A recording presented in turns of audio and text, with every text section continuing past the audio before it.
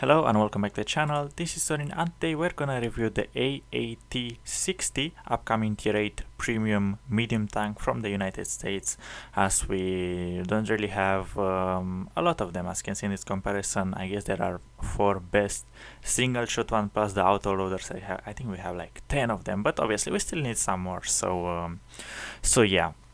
We can actually, I'll actually leave a pop-up banner where I fought this vehicle in a random map on the live server. So yeah, this vehicle has been super tested quite hard in the past times, so probably here and there is gonna come earlier or later in our magnificent game. So yeah, this is a video, it's a preview.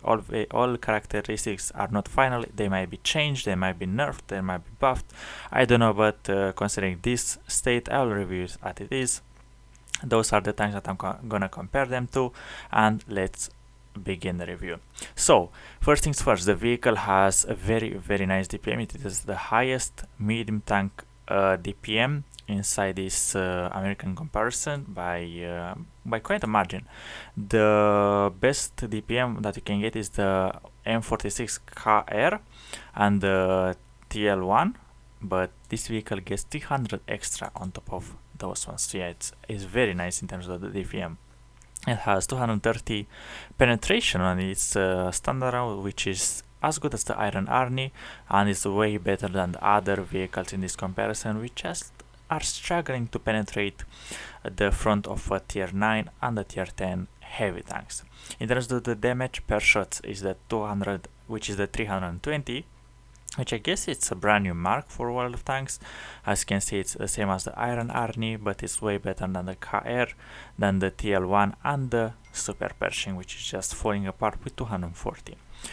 The rate of fire is very nice, of 7.19, which is like part on part with the TL1, but obviously this tank is harder, therefore better DPM. So I guess with rammer and good crew and food, you can perma-track some vehicles that are not having the full repair kit, the full repair crew, unlike the Iron Army, where you can where you are just reloading for ages. But obviously the Iron Army has tier 10 armor, so it's kind of balance in terms of this status. Obviously it's a 105mm, which is much better, where you can overmatch 30mm plates, unlike other 3 vehicles in this comparison that are that needs to obviously adjust their aim or fire a hit to overmatch 30mm plates, which are pretty much roof decks, engine decks, and some side armor. So yeah.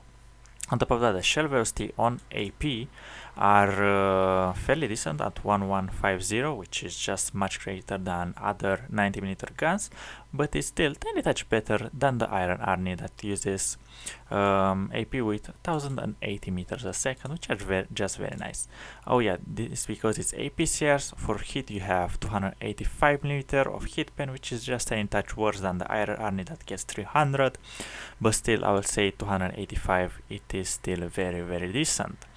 Next, actually the ammo capacity is 60, which obviously you can carry plenty of rounds, as you will not run out of rounds, and you can carry AP, hit, and AG as well, as many as you want.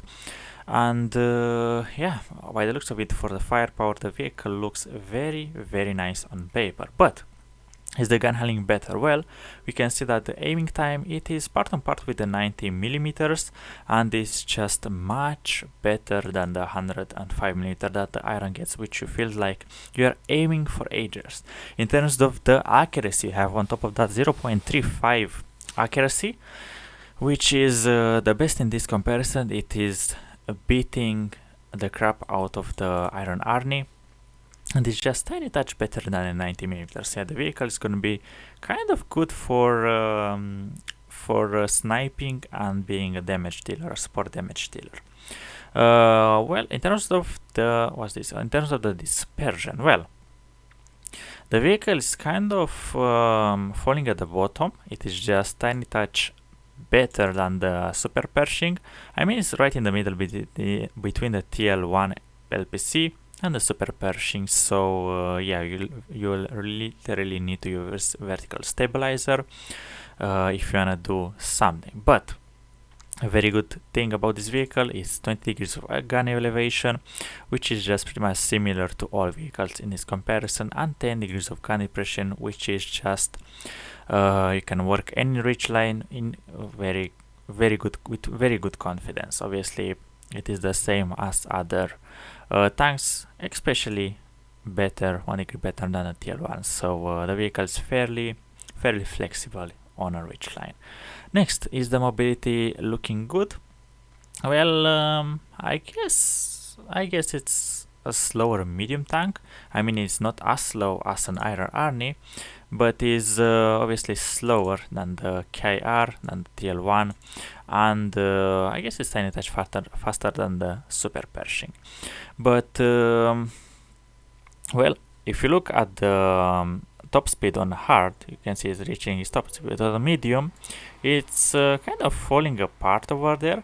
And if you consider soft, you are pretty much as slow as a Super Pershing on soft, but you're just like 50% slower than the Iron Arnie, than the KR and the TL1, because the vehicle on soft, on swamps, gets 3.07 penalty. I don't know why it is that big, but yeah, the vehicle itself, if you're gonna drive it in a swamp, you'll like turn for ages, move for ages. It is not really good. It doesn't like to be on swamps or on soft terrain.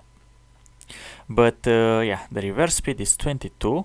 It's very big somehow. You are literally the fastest in this comparison. And what can I say, if you have any field modes, you can just obviously shave those kilometers off for something better in return. The vehicle weighs 43 tons, which I guess is right in the middle between those vehicles in this comparison. On top of that, you have 17 power to ratio. So yeah, it does look kind of nimble, but considering the terrain resistances, even on medium, are a bit horrific. So yeah, you kind of need to use things like grousers or anything that improves ground resistances. Is the armor looking good, considering the vehicle has obviously good firepower, kind of alright gun handling, and actually good accuracy, good aiming time, but kind of bad gun handling.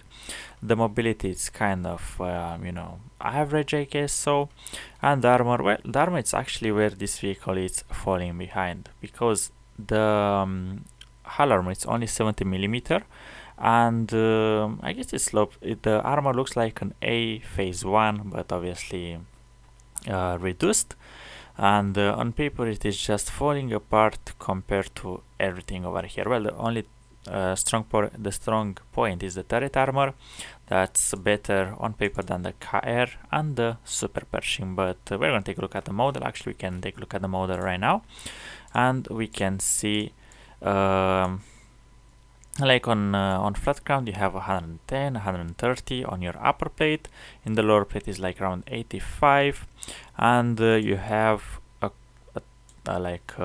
turret that looks like an A phase 1. Actually, not A phase 1, sorry, a concept 1B. So yeah, you can actually size scrape versus 150 millimeters and lower, but obviously you have a shoulder over here and all these I don't know what it is, like a turret ring, I guess, that are sticking, so you can't really do much about the armor.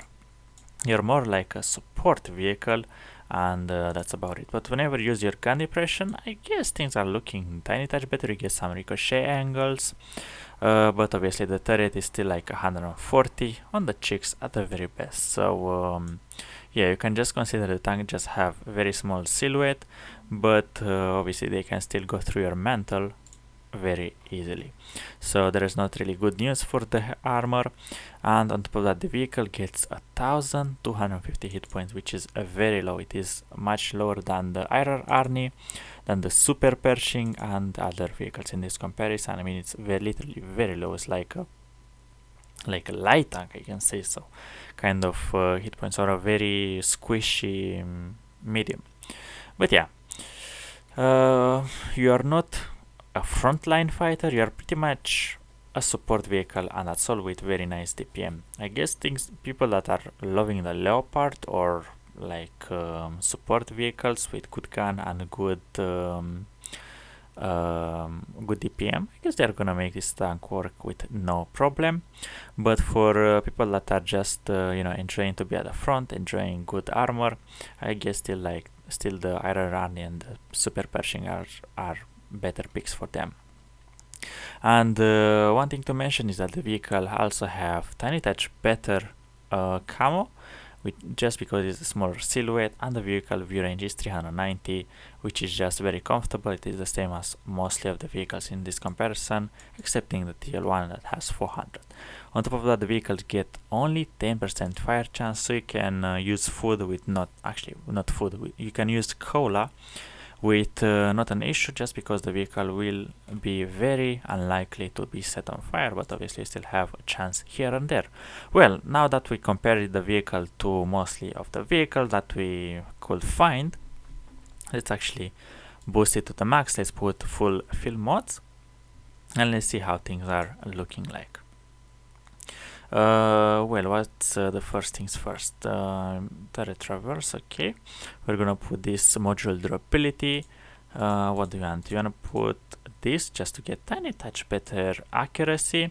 We wanna put concealment just because you have a good reverse speed, so you can obviously trade 2 km/h reverse for 3% concealment. You can put yourself, I guess, a scouting as a second if you really want to do scouting, because obviously if you put durability, you'll get only 125 hit points extra, which I guess is not really the most, and as I mentioned, you're a support vehicle, you are not really made to brawl. Let's actually put some camouflage, brothers around, concealment, recon, repair, snapshot, and situation awareness to see how things are looking like. Oh yeah, of course you need to put off-road driving as well, because well, as you can see, the top speed goes from 43 to 44, and on soft from 21.8 to 24.7, which is just better. It's like you're having 5 km/h top speed extra, just because you're getting obviously better perks and skills. Okay, that's about the what's this? That's about the equipment. Let's actually put some. Well, how will I equip mine? Probably I will love to use a turbocharger just to move tiny touch faster. Like we're a medium tank, we need to be fast. We're gonna go 49, and well, what's gonna be the second? What's gonna be the second one? I guess we can put down a log exhaust system, I guess, or if not, a rammer and a vertical stabilizer, just like that. Or because the view range is kind of bad, actually, let's put coal and see what we can do. We can put vents, I guess, just to get better DPM, better view range, and better camo as well. I guess that's gonna be a build, but who knows. You are just gonna have the build for your playstyle. That's gonna be my desired one, probably with a turbocharger as well, or yeah, probably even experimental equipment, but I will not really say it's gonna be a good deal. One thing I forgot to mention is that the loader is actually radio man, so you wanna use like situation awareness instead of the intuition, I guess. But yeah, I mean, look at that. You're going 28 on soft now with a turbo, which is better, I guess. So, looking at the stats right now, what can I say? Well, the DPM is gonna be very nice. You're gonna have 7-second reload, which I guess you can perma-track some enemies. You're having decent enough accuracy to play at longer distances. Gun handling looks very nice with the vertical stabilizer now.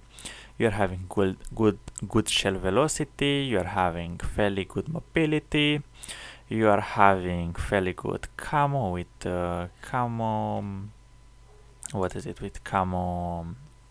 skill, with camo paint. You're getting some V-range as well, so the vehicle is gonna be fairly decent at, you know, supporting a sniping, but it doesn't look really overpowered. Obviously, in terms of the gun, firepower looks fairly good considering 105mm, because you get kind of 90mm type of accuracy and aiming time, considering the Iron Army has such big penalty for being 105. So yeah, that's the AAT60. Does it catch my attention? I mean, considering there are so many American premium tanks, not really, because obviously if you have one which is good, which you enjoy it, you can just you know, skip it. I generally have the Iron Army. I really love the armor. I really love the low DPM, and for myself the vehicle feels very solid, and I just love the Iron Army. Therefore, if this vehicle is gonna be available for purchase, I will not buy it, but obviously you can do anything with your money. If you have auto loaders as well, you can, you know, consider this vehicle to skip it, because obviously, I mean, obviously you can get an extra crew trainer and extra vehicle to mark or to make crew experience or free experience. But yeah, on top of that, we're gonna have another American medium tank for review, because it's another lot of them. So we're gonna have two brand new tanks in the upcoming days and months. So this was the video, guys. Thank you much for watching. I will see you legends around. Bye bye.